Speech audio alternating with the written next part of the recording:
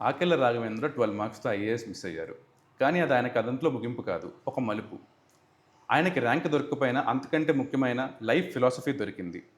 ఈ ఫిలాసఫీ వచ్చే 25 ఏళ్లలో 10,000 యాస్పిరెంట్స్‌కి చేరింది. 1000కి పైగా మంది ఆఫీసర్‌లని తీర్చిదిద్దింది. ఈరోజు మనం యూపీఎస్సీ స్ట్రాటజీ గురించో, సిలబస్ గురించో మాట్లాడడం లేదు. అసలు యూపీఎస్సీ ఏ బేసిస్ మీద క్యాండిడేట్స్ సెలెక్ట్ చేస్తుంది? సక్సెస్‌ఫుల్ క్యాండిడేట్స్‌కి ఉండాల్సిన మైండ్‌సెట్ ఏంటి? అసలు సర్వీస్ అంటే ఏంటి అనే ముఖ్యమైన ప్రశ్నలు చర్చిద్దాం. ఇది యూపీఎస్సీ ఎలా క్రాక్ చేయాలనే మరో పాడ్కాస్ట్ కాదు. అసలు అది ఎందుకు ముఖ్యం అని తెలిపే సంభాషణ.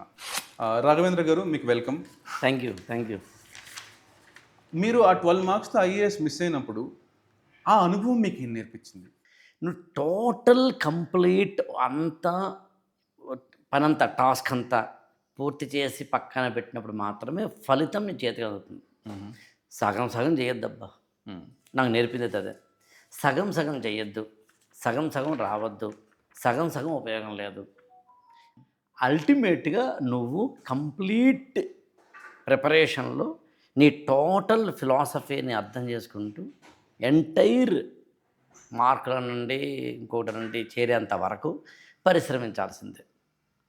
ఫెయిల్యూర్ అనేది ఇందాకన్నా మీరు ప్రారంభంలో చెప్పారు, గెలుపు ఓటమి ఉండవు, గెలుపు మలుపు ఉంటాయని. So I understood that. Okay, 12 మార్కుల్లో వేసిపోయింది, పోవడానికి నా లోపాల కారణాలు, ఆ లోపాలు సవరించుకుందాం. సవరించుకున్న లోపాల్లోంచి బయట ఎలా పడాలి, బయటపడిన తర్వాత మనం ఏం చేస్తే సరిపోతుంది. మనల్ని మనము నిప్పుతోటి కడుక్కోవడం మాత్రమే ఇక్కడ చేయాల్సింది. మనల్ని మనం షైన్ చేసుకోవడం మాత్రమే ఇక్కడ చేయాల్సింది. I understood that. Sir, UPSC సిలబస్‌లో లేని, ఇన్‌స్ట్రక్షన్స్‌లో ఇవ్వని సెలక్షన్ క్రైటీరియా ఏమన్నా ఉందా? వాళ్ళు ఏం ఎక్స్‌పెక్ట్ చేస్తుంటారు sir?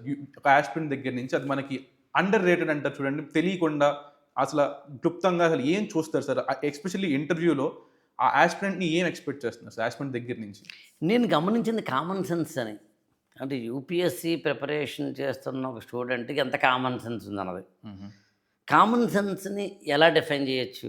What exactly common sense? మామూలుగా అయితే కనుక చెప్పండి. కామన్ సెన్స్ అంటే సార్ ప్రెజెన్స్ ఆఫ్ మైండ్ అని నేను అనుకుంటున్నా సార్. ఆ ఉద్దేశం. ఇంకా సింపుల్ చెప్తాను.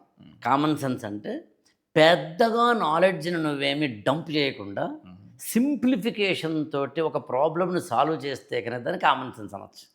కామన్ సెన్స్ అంటే a+b² = a²+b²+2ab అని చెప్పడానికి మ్యాథమెటిక్స్లో మనం ఎంతైతే కష్టపడతామో అంత కష్టపడాల్సిన అవసరం లేకుండా, ఇన్ఫ్లేషన్ అంటే ఏంటి, డిఫ్లేషన్ అంటే ఏంటి చెప్పి ఎకనామిక్స్లో మనం మైక్రో ఎకనామిక్స్లోనూ మ్యాక్రో ఎకనామిక్స్లో ఎంత కష్టపడతామో అంతేమీ కష్టపడాల్సిన అవసరం లేకుండా, అశోకుడు చెట్లు నాటాడా, నాటితే ఏ చెట్లు నాటాడు అనేది పెద్ద పేజీలు మనం ఏం చదవాల్సిన అవసరం లేకుండా నాలెడ్జ్కి నువ్వు కామన్ సెన్స్ అప్లై చేసి సరదాగా కానీ ఎగ్జామ్ హాల్లోకి వెళ్ళి రాస్తే వచ్చేది ఐఏఎస్. Okay sir. దీన్ని వెనకాల యాక్చువల్గా ఎంత సింపుల్గా నేను చెప్పినంత ఈజీ కాదన్నదే పాయింట్. లేకపోతే అందరూ అవుతారు కదా. అవును సార్. అది మనకి ఇంటర్వ్యూ పర్టికులర్‌గా అడుగుతున్నా సార్. అంటే ఒక క్యాండిడేట్ దగ్గర వాళ్ళు ఏం చూస్తారు అనే నా నా నా ఒక ఏమి ఎక్స్‌పెక్ట్ చేస్తారు క్యాండిడేట్? ఎలా మాట్లాడతారు? బాడీ లాంగ్వేజ్ చూస్తారా? లేకపోతే అతని వొకాబులరీ చూస్తారా? అసలు ఏంటి అన్నది ఒక చిన్న క్యూరియాసిటీ ఉంది. ఎందుకంటే సార్, మిగతా అన్నిటిలో మార్క్స్ కొంచెం కన్సిస్టెంట్‌గా ఉన్నా ఇంటర్వ్యూలో మనం చాలా డిఫరెన్స్ చూస్తాం. చాలా భారీ డిఫరెన్స్ చూస్తాం. అది నేను అడగదలుచుకున్నాను. అంటే ఇంటర్వ్యూలో మాత్రమే ఒక వ్యక్తి యొక్క క్యారెక్టర్ చూడదు యూపీఎస్సీ. యూపీఎస్సీ ఆ విషయంలో మాత్రం ఖచ్చితంగా మనం అప్రిషియేట్ చేయొచ్చు. ప్రిలిమినరీలో సహా, మెయిన్స్‌తో సహా, ఇంటర్వ్యూతో సహా. ఇంటర్వ్యూలో ఏమవుతుంది, ఒక వ్యక్తి ఇంకొక వ్యక్తిని టెస్ట్ చేస్తున్నాడు కాబట్టి హ్యూమన్ ప్రెజెన్స్ అనేది కనిపిస్తుంది డైరెక్ట్గా. మెయిన్స్లో ఇండైరెక్ట్గా కనిపిస్తుంది. ఒక వ్యక్తి రాసిందని ఇంకొక వ్యక్తి కరెక్షన్ చేస్తున్నాడు, కానీ ఈ వ్యక్తి ఎవరో ఆ వ్యక్తికి తెలియదు, ఆ వ్యక్తి ఎవరో ఈ వ్యక్తికి తెలియదు, అంతే. ప్రిలిమినరీలో అది కూడా లేదు, ఆటోమేషన్ అంతా. ఈ ప్రాసెస్లో హ్యూమన్ బీయింగ్ని ఎప్పుడైతే జడ్జ్ చేస్తారో ఎంత మనం ఆబ్జెక్టివ్ అనుకున్నా కుదరదు, సబ్జెక్టివ్ అయి తీరుతుంది. సబ్జెక్టివ్ అయినప్పుడు ఒక స్టూడెంట్ని ఒక ఇంటర్వ్యూ బోర్డు మెంబర్స్ ఎప్పుడైతే చూస్తున్నారో వాళ్ళ స్టైల్లో వాళ్ళు క్వశ్చన్స్ అడుగుతారు. అక్కడ కామన్ సెన్సు, నాలెడ్జ్, ఇన్ఫర్మేషను, స్పాంటిన్యూటీ ఇవన్నీ ఆటోమేటిక్గా చెక్ చేసుకుంటూ వెళ్తారు. ఒక స్టూడెంట్ ఎంత కన్సిస్టెంట్ బిహేవియర్ ఉంది, ఎంత కాన్ఫిడెన్స్ లెవెల్ ఉంది, ప్రెజెన్స్ ఆఫ్ మైండ్ ఉంది, ఒక క్రైసిస్ కానీ మరొకటి కానీ వచ్చినప్పుడు ఎంత స్టేబుల్గా ఈ క్యాండిడేట్ నిలబడతాడు, ఇవన్నీ టెస్ట్ చేయడమే ఇంటర్వ్యూ బోర్డులో డైరెక్ట్గా జరిగేది. అది ఇండైరెక్ట్గా జరిగితే మెయిన్స్ పేపర్ అంటాను. సో అంటే సార్ ఇప్పుడు ఎంతైనా కూడా యూపీఎస్సీలో మెయిన్స్కి ఎక్కువ బాగా ఉంటుంది సార్. లైక్ ఇంటర్వ్యూ మార్క్స్ ఉన్నా కూడా దాన్ని ఒక అడిషనల్ మార్క్ కింద పెట్టారు, కానీ మొత్తం ఫుల్ క్రైటీరియా కింద పెట్టలేదు sir UPSC. So UPSC is expecting more from mains అని కూడా అనొచ్చు సార్ నేను యాక్చువల్లీ చెప్పాలంటే. అంతే, అంటే మెయిన్స్ ఏంటి, 1750 మార్కుల యొక్క కలయిక. అవును సార్. అందులో జనరల్ ఎస్సే ఉంది, ఆప్షన్ ఉంది, జిఎస్ పేపర్ 1 నుంచి పేపర్ 4 వరకు ఉన్నాయి. ఒక స్టూడెంట్ యొక్క నాలెడ్జ్ని చెక్ చేస్తున్నట్టుగా అనిపిస్తుంది, కానీ యూపీఎస్సీ నాలెడ్జ్ మాత్రమే చెక్ చేయదు. So UPSC is the test of character rather than information అంటారా సార్? అంతే, ఇంటెలిజెన్స్ కూడా కాదు నిజానికి. It is the attitude of the candidate. అతను ఎలా ఉన్నాడు, అతనికి ఆలోచన రీతి ఎలా ఉంది, అతనికి ప్రెజెన్స్ ఆఫ్ మైండ్ ఎలా ఉంది, సొల్యూషన్ ఇచ్చే కెపబిలిటీ ఎలా ఉంది, అంటే రిజాల్వ్ ద ప్రాబ్లం కెపాసిటీ ఏ విధంగా ఉంది, దాన్ని ఏ విధంగా తీసుకెళ్ళగలుగుతున్నాడు. యూపీఎస్సీలో మెయిన్స్లో ఎవరు ఒపీనియన్, నీ ఒపీనియన్ చెప్పు అని అడుగుతున్న క్వశ్చన్స్ దగ్గర ఇక్కడ మనం దొరికిపోతాం. అవును సార్. మన పుస్తకాల్లో ఉన్న ఒపీనియన్ చెప్పడం లేదు, కోచింగ్ సెంటర్ వాళ్ళు తెచ్చిన ఒపీనియన్ చెప్పడం లేదు. అక్కడ నువ్వు నీ యొక్క ఒపీనియన్ని ఫ్రేమ్ చేసి చెప్పాలి. ఇప్పుడు కాక్రోచ్ జనతా పార్టీ అని వచ్చింది. కాక్రోచ్ జనతా పార్టీ అన్నప్పుడు దానికి సంబంధించిన పూర్వాపరాలు తెలియాలి. అంటే కాక్రోచ్ జనతా పార్టీ అసలు ఏంటి, దాని పూర్వాపరాలు తెలియాలి. దాన్ని ఇన్ఫర్మేషన్ అంటాం. అంటే ఒక చీఫ్ జస్టిస్ ఆఫ్ ఇండియా చేసిన కామెంట్లోంచి ఒక వ్యక్తి, ఒక కుర్రాడు, ఒక 30 ఏళ్ల కుర్రాడు తీసుకొచ్చిన ఒక డిజిటల్ రెవల్యూషన్, ఇదంతా తెలియడాన్ని ఇన్ఫర్మేషన్ అంటాం. అవును sir.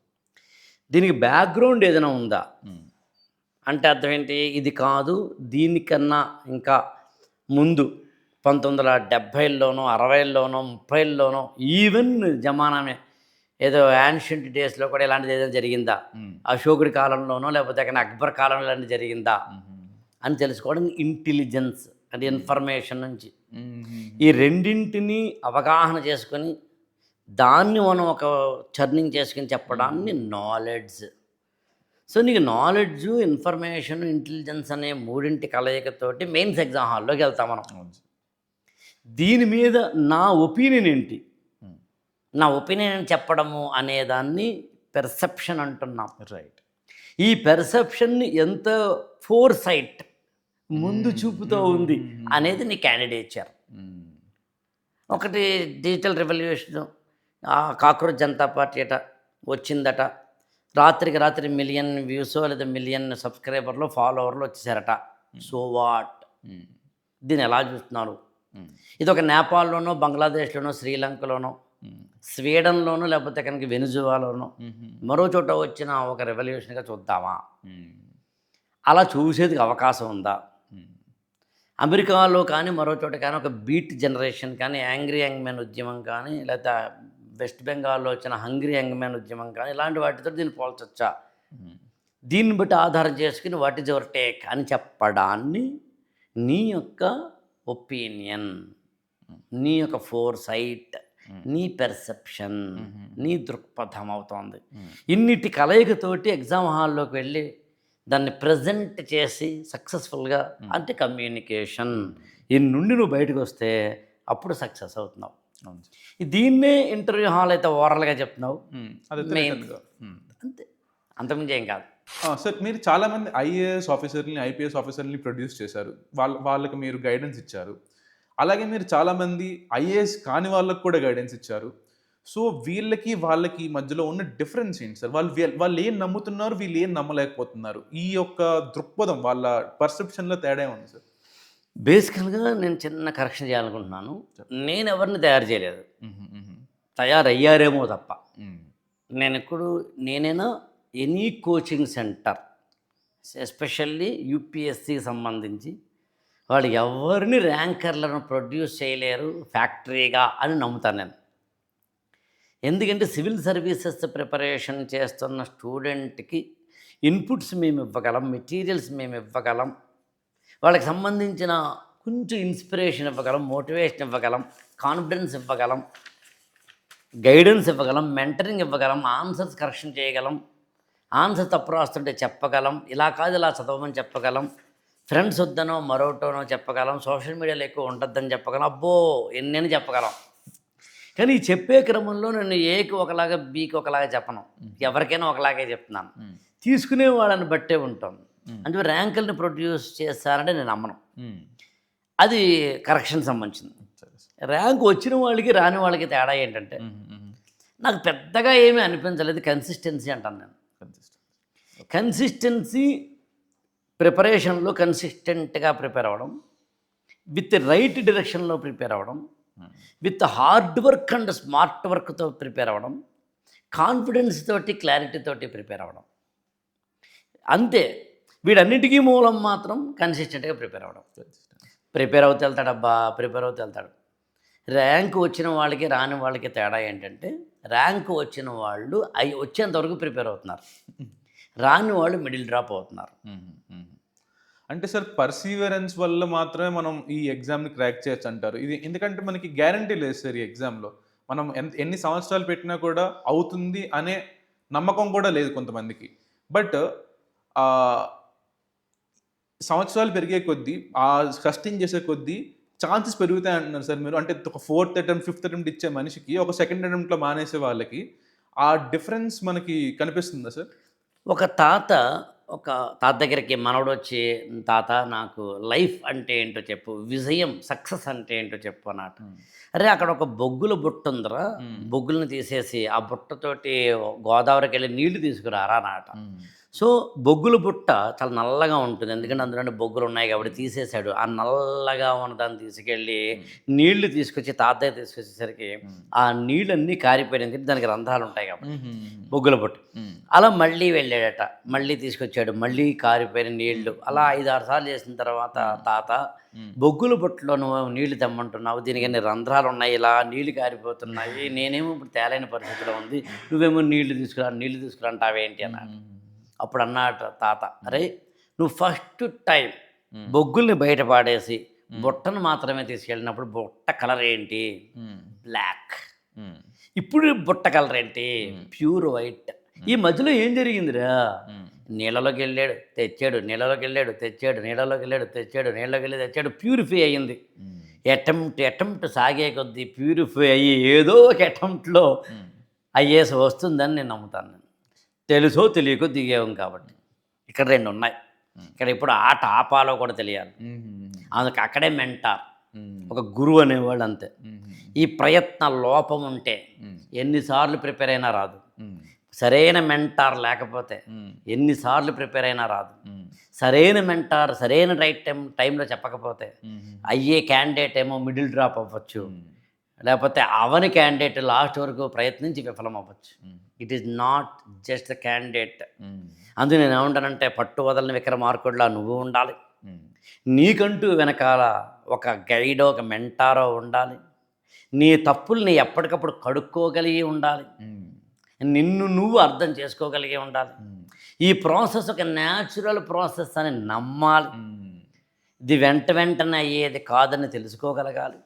It is a due course of టైంలో జరిగేదని అర్థం చేసుకోగలిగి ఉండాలి. అందుకు నేనైతే ఏమంటానంటే, సివిల్ సర్వీసెస్ ప్రిపరేషన్లో కంటూ మీరు ఎంటర్ అయితే మీరు ఫస్టే డిసైడ్ అవ్వాలి. సార్ నేను 2-3 అంతకన్నా చేయను సార్ అటెంప్ట్లు అంటున్నావా, అయ్యేంతవరకు ఉంటాను సార్ అంటున్నావా, అంతే. ఎవరిది ఒక కథ ఇంకొకళ్ళ కథతో సమానం కాదు. ఇక్కడ ఎవడి స్టోరీ ఆడిది, ఎవడి హిస్టరీ ఆడిది, ఎవడి సక్సెస్ ఆడిది. అందుకు నేనైతే ఏమంటానంటే, నువ్వేమనుకుంటున్నావు చెప్పు, నువ్వు అవుతావోలో తెలుసుకో, నువ్వు అవుతావోలో తెలుసుకోవడానికి గురువుని ఎంచుకో, గురువు గారికి చెప్తే నిజాయితీగా నమ్మవు, నిజాయితీగా ఉండు, దట్స్ ఆల్. అందులో ఇక్కడ ఒక విషయం చెప్పాలి, సక్సెస్ఫుల్ క్యాండిడేట్కి ఫెయిల్డ్ క్యాండిడేట్కి తేడా ఏంటంటే, సక్సెస్ఫుల్ క్యాండిడేట్ తనను తాను తెలుసుకుంటూ మంచి గురువుని ఎంచుకుంటూ తన తప్పుల్ని ఎప్పటికప్పుడు కరెక్షన్ చేసుకుంటూ తన నలుపులన్నింటినీ తొలగించుకుంటూ ప్యూరిఫై అయ్యి యూపీఎస్సీకి ఎలా ఉండాలో అలా ఉండి వెళ్తున్నవాడు సక్సెస్ఫుల్ క్యాండిడేట్. ఈ ఆటని మధ్యలో తెలుసో తెలియకో ఆపేసేవాడు ఫెయిల్యూర్, అంతే. అలా అని చెప్పి ఫెయిల్యూర్ అంటే మళ్ళీ నేను ఓటమి అంటలేదు, దాని నుంచి పాఠం నేర్చుకోకపోతే ఓటమి అంటున్నాను. పాఠం నేర్చుకుంటే అది కూడా మళ్ళీ ఇంకొక పాఠమేగా.